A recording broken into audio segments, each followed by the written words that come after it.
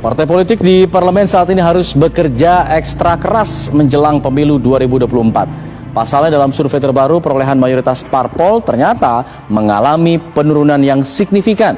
Suara PDIP atau PDI Perjuangan tercatat melesat, sedangkan Partai Golkar harus merelakan posisinya digeser Partai Gerindra besutan Prabowo Subianto. Apakah faktor pemilihan capres mempengaruhi elektabilitas partai politik?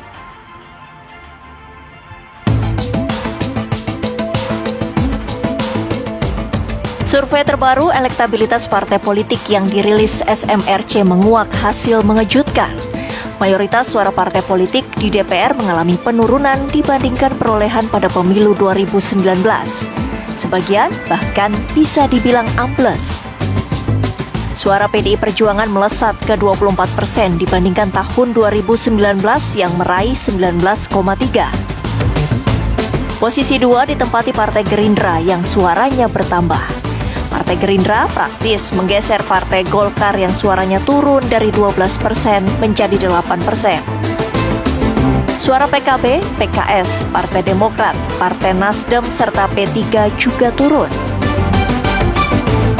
Penurunan signifikan bahkan dialami Partai Amanat Nasional dari 6,8%, kini hanya tinggal 1,2%.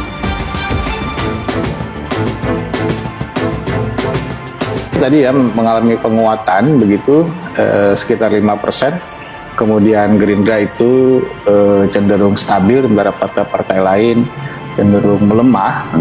Nah, perbandingan ini tentu saja